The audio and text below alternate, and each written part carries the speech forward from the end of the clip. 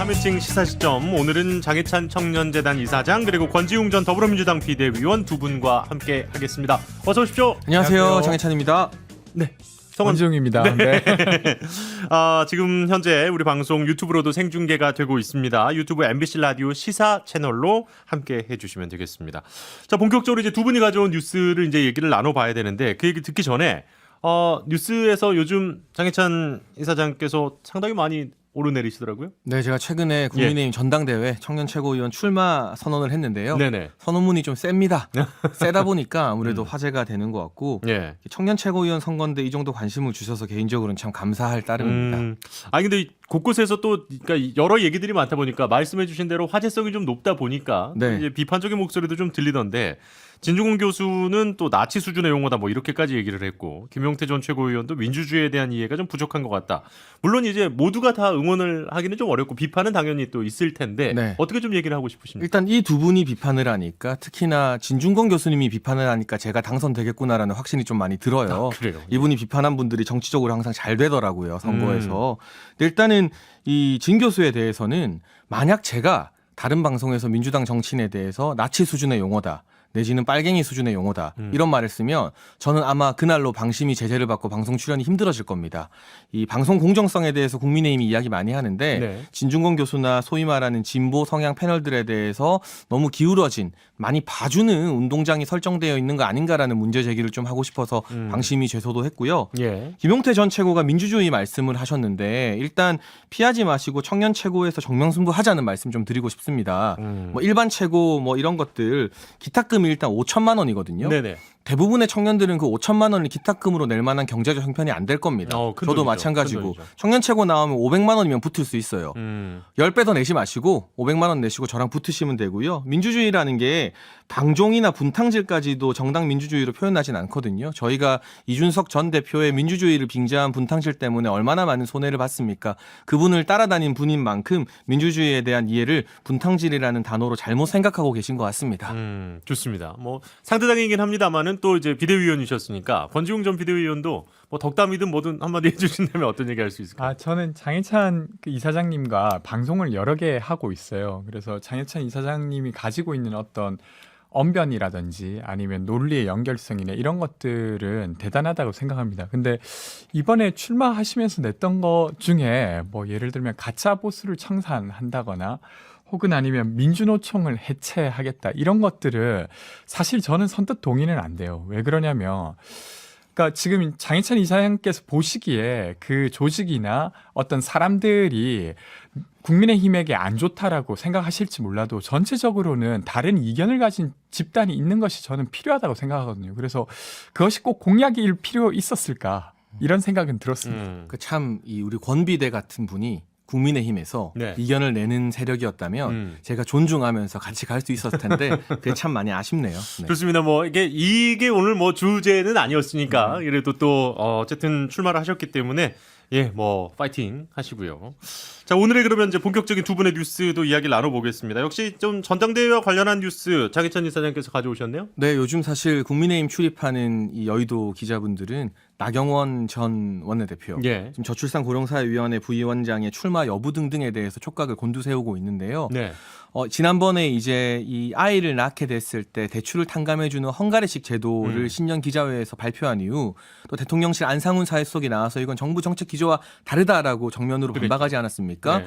이후로 계속해서 이 대통령실 핵심 관계자들이 이 언론의 어떤 전화 취재에 여기에 대해서 좀 불쾌감을 많이 드러내고 있는 것 같습니다. 네. 과연 나경원 부위원장의 거취가 어떻게 될지 이 부분이 지금 여의도에서는 가장 핫한 뉴스인 것 같아서 가져왔습니다. 네, 지금 말씀해 주신 대로 뭐 앞선 내용들은 다 얘기를 해주고 그 이후 상황이 이제 페이스북을 통해 가지고 나경원 전 의원 뭐 지금은 이제 그 오해를 불러일으켜서 유감이다 이렇게 했는데도 다시 한번 대통령실 관계자가 대단히 실망스럽다 뭐 이런 반응에 심지어 그 지금 말씀해 주신 것처럼 저 그 부위원장이시죠 지금. 네, 네, 네. 위원장은 이제 대통령이 맡게 되는 맞습니다. 거고.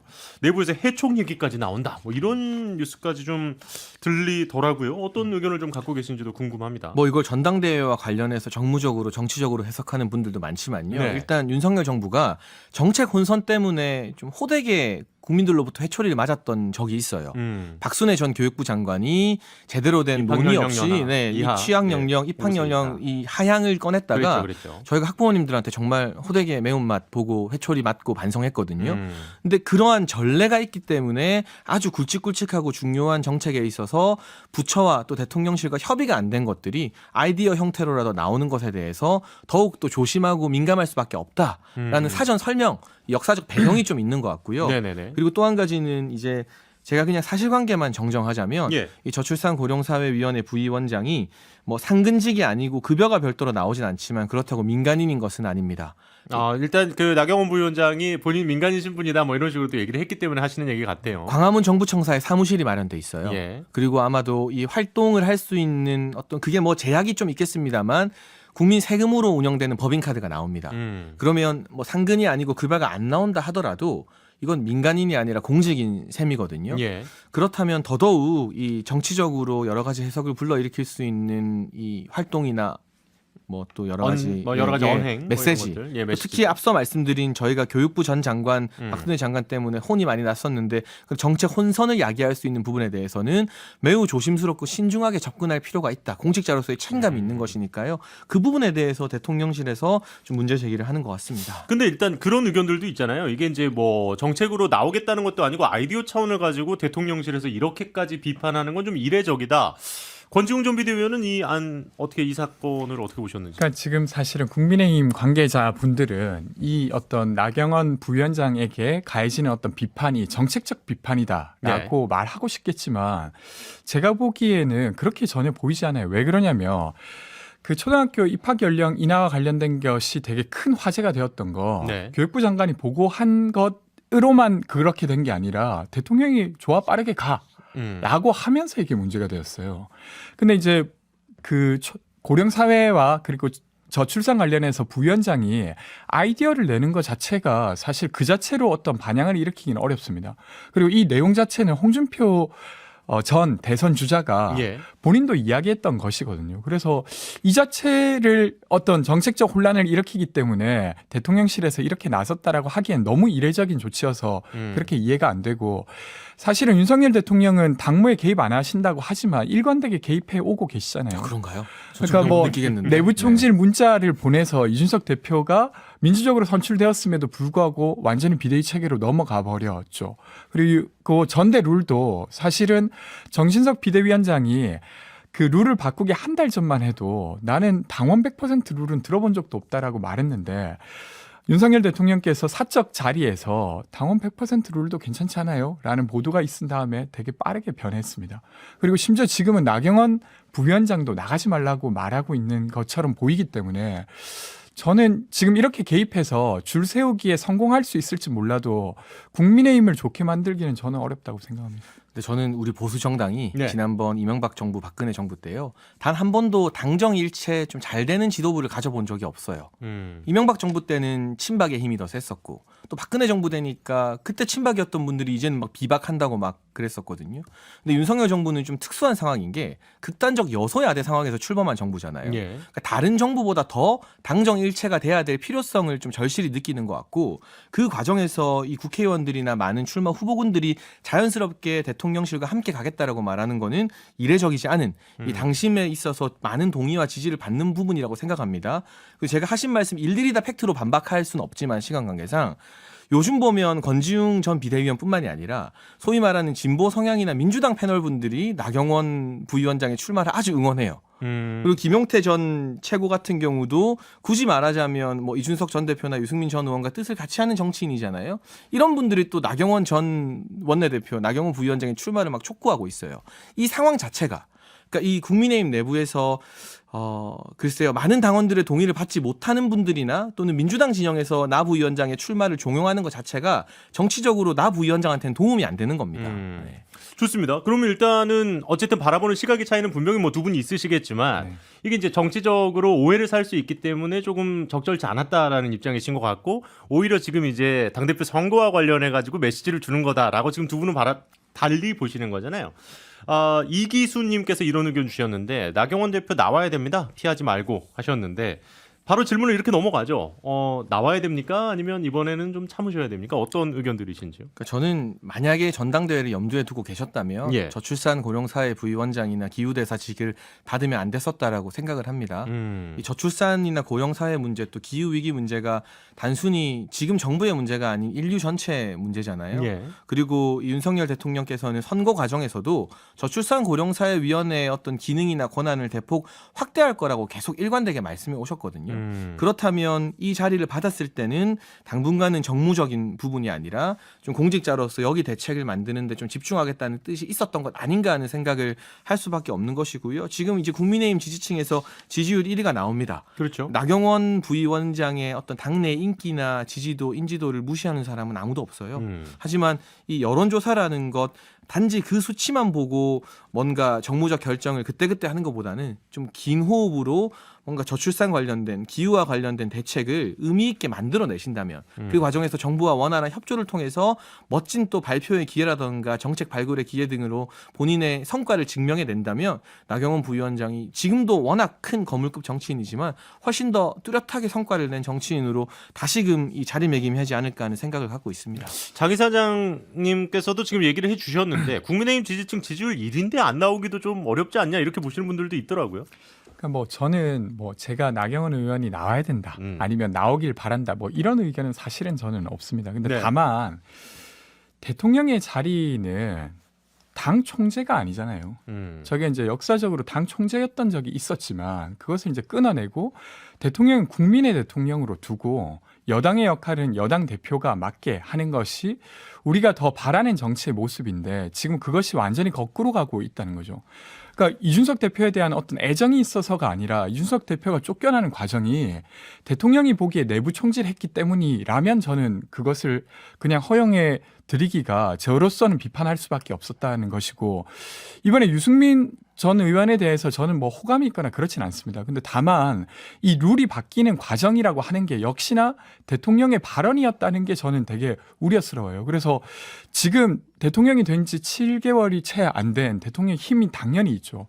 근데 그 힘으로 정당의 질서를 다 좌지우지하는 것 자체가 한국의 정치에 안 좋을 것 같고 그 민주당의 이재명 대표가 출마했을 때 많은 분들이 비판하셨지 않습니까? 이재명의 민주당이 되는 것 자체가 정말로 민심을 얻을 수 있는 민주당이 되는 것과는 다를 수 있다. 마찬가지 우려가 드는 부분이 있어서 이야기를 드리는 겁니다. 저도 20초만 짧게 네네네. 말씀드리면 앞서 말씀하신 뭐 이준석 전 대표, 유승민 전 의원, 또 지금은 공교롭게도 나경원 부위원장 이런 분들이 민주당에서 윤석열 정부를 공격하기 위한 도구로 쓰이면 안 된다라는 생각을 하거든요. 근데 제가 봤을 때 방송을 많이 다니면서 여러 이 진보 진영 인사들, 민주당 정치인들과 토론하지 않습니까? 과거에는 이준석 전 대표가 최근 전당대회 국면에서는 유승민 전 의원이 그런데 이제 유승민 전 의원의 출마 가능성이 상대적으로 낮아지고 있자 지금은 나경원 부위원장을 뭐 그분들 본인의 의사와는 무관하게 네. 민주당 진영에서 조직적으로 윤석열 정부와 대통령을 공격하는 수단이자 도구로 활용하고 있는데 보수당 정치인이라면 민주당의 도구 역할을 하면 안 된다. 그 정도의 어떤 선당우사 대의명분을 입각한 정신과 각오는 가지고 있어야 된다라고 말씀드리고 싶습니다. 예. 자, 첫 번째 이야기 일단 나눠봤고요. 계속해서 이번에는 권지웅 전 비대위원이 가져온 뉴스 들어보겠습니다. 어떤 거 들고 오셨어요? 저는 국민분들이 좀 많이 궁금해하고 계시는 무인기 관련한 이야기를 가져왔습니다. 예. 그러니까 무인기가 한국 영공을 침범한 것 자체도 좀 충격적이지만 그 이후에 논란들이 계속 이어지고 있어요. 오늘은 이제 그 단독 보도로 보도되었던 게 사실은 무인기가 한국으로 넘어온 다음에 한 6분에 걸쳐서 무인기를 인식하는 과정이 있었고 그런 다음에 식별한 다음에도 1시간 반 동안 아무런 조치를 하지 않았다는 게 확인되었어요. 무인기 대비태세 두루미 말씀하셨던 거죠. 그러면 이게 사실은 이제 어쨌든 침범 당했다는 것을 막지 못했던 문제도 있지만 거기에 대한 대응이 전혀 적절하지 못했다는 비판을 피하기가 어렵고 게다가 이제 합참에서 이것을 파악한 다음에 수방사 그러니까 수도방위사령부로 전달했어야 되는데 수도방위사령부도 개별로 이제 이 무인기를 인지해서 이 상황을 먼저 알았다고 하니 정말로 이 컨트롤 타워 관련해서 국민으로서 우려를 표하지 않을 수 없고 근데 또 이어서는 이와 관련돼서 민주당의 김병주 의원이 혹시 그 이제 대통령실 인근을 침범한 게 아니냐라고 의혹을 제기했을 때 네. 처음에 그것을 계속 부정하다 인정했죠. 근데 그것을 부정하는 과정에서 대통령실 홍보수석도 김병주 의원이 어떤 근거를 가지고 이것을 이야기하는 거냐. 혹시 뭐 북한과 내통한 거 아니냐는 뉘앙스로 이야기를 했어요. 예. 저는 매우 부적절하다고 생각합니다. 그러니까 북한에 어떻게 대응해야 될지에 대해서 사실 객관적으로 판단해야 되는데 민주당에서 주장했다는 이유로 북과 내통했다는 이야기를 너무 쉽게 하고 있어요. 그러면 예를 들면 국방 관련해서 한국의 문제 해결 능력은 저는 현저히 떨어질 수밖에 없다고 생각합니다. 네. 그래서 이게 계속 논란이 되고 있어서 이 이슈 가져왔습니다. 뭐 이제 김병주 의원 입장에서는 이제 구글 지도로 이렇게 본인이 그려봤더니 가능성이 있겠다라고 이제 주장을 했다라고 말씀을 하셨고 사과를 요구하기도 했습니다. 장희찬 이사장은 이 건에 대해서 어떻게 보셨습니까? 일단 군에 대해서는 철저한 감사와 문책이 좀 필요합니다.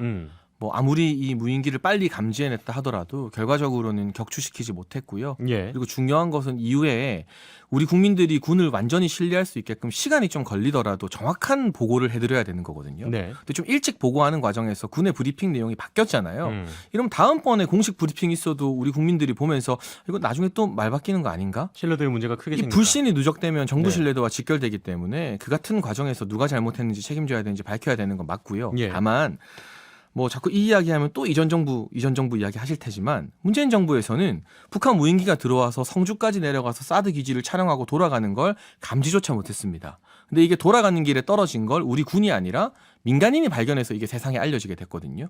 그때에 비하면 여전히 이제 지난 5년간의 훈련 공백 때문에 개선해야 될 점이 있지만 이번에는 우리 영공을 침범하자마자 감지해서 계속 팔로우를 했고 이게 2m 이하의 작은 소형 드론이라서 격추에는 좀 어려움이 있었습니다만 이걸 계속 따라다니면서 그 정보를 국민들에게 실시간으로 공유하지 않았습니까?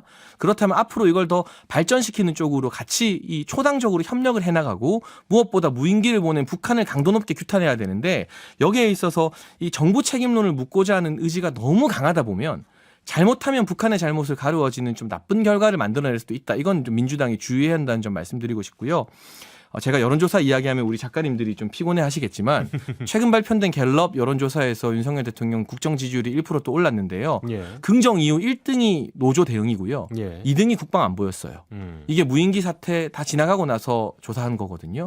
그러니까 지금 민주당이 주장하는 것과 다르게 우리 국민들이 군에게 아쉬운 점도 느끼지만 그럼에도 불구하고 과거와 달리 강경 대응을 하는 비례 대응 원칙을 삼는 윤석열 정부의 군 대응에 대해서는 좀 점수를 그래도 좋게 주고 계신다라는 점도 말씀드리고 싶습니다. 방금 얘기하신 건 이제 한국갤럽이 지난 3일에서 5일 동안 조사한 내용이고요. 자세한 사항 중앙선거 여론조사심의위원회 홈페이지를 참고하시면 됩니다. 이렇기 작가님들께 때문에 굳이 죄송하네요. 여론조사 얘기를 안 하셨으면 좋겠다고 말씀드린 거고. 근데 저는 좀 이어서 이야기 드리고 싶은 건 네. 그 이제 장희찬 이사장께서 말씀하신 그 여론조사에서 같은 조사에서 윤석열 대통령의 부정률이 의 내용도 국방안보 관련한 것이 새로 항목이 생겼어요. 네, 탑5에 못 들었어요. 근데 어쨌건 4% 정도 생겼기 때문에 역시나 그것을 지지하는 국민도 있지만 거기에 대한 우려를 구체적으로 표하는 국민들이 있다는 이야기 드리고 싶고 좀 이어서는 저는 그러니까 이게 국방부가 거짓말을 했다가 그걸 뒤집었고 그때 당시 몰랐다 손 치더라도 혹은 아니면 숨겼거나 그랬다가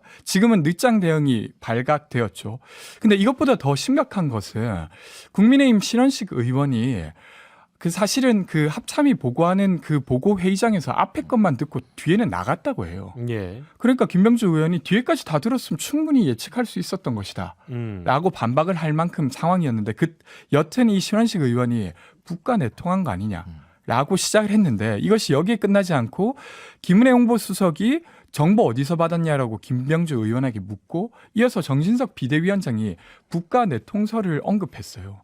저는 이것은 사과해야 될 사안이라고 생각합니다. 그러니까 국방부의 문제만이 아니라 어떤 합리적 의심조차도 색깔론을 펼쳐서 그런 의심을 하지 못하는 방식으로 하고 있어요. 여기에 대해서는 저는 따로 책임을 물어야 된다고 생각하고 분명하게 사과해야 다음과 같은 어떤 합리적 의심이 있을 때 그것이 자연스럽게 표출될 수 있다고 생각합니다. 지금 말씀하신 신원식 의원은 이제 삼성 장군 출신이시고 또 김병주 의원은 또 사성 장군 출신이어서 나름 이제 양 당의 군 전문가기도 합니다. 네. 뭐 마지막으로 하실 이야기 저희가 20초 정도 드릴 수 있을 것 뭐 같습니다. 그 부분에 대해서 저는 30분 만에 지도로 알았다는 건 믿기 힘들고요. 아니고요. 뭐 그렇다고 설마 북한과 내통 상상하고 싶지 않습니다만 만에 하나 군 안보 라인에서 전직 장군이라는 이유로 이 국회의원이 접하기 힘든 정보를 먼저 김병주 의원에게 준 것이라면 그건 또 군 기강회의와 직결되는 문제라서 철저한 감사했으면 좋겠습니다. 저는 근거 없이 그렇게 말하는 건 너무 하다고 생각합니다. 국방위에서 알아낸 자료라고 일단 김병주 의원은 얘기를 하셨고요. 예, 두 분 오늘도 함께 해주셨습니다. 고맙습니다.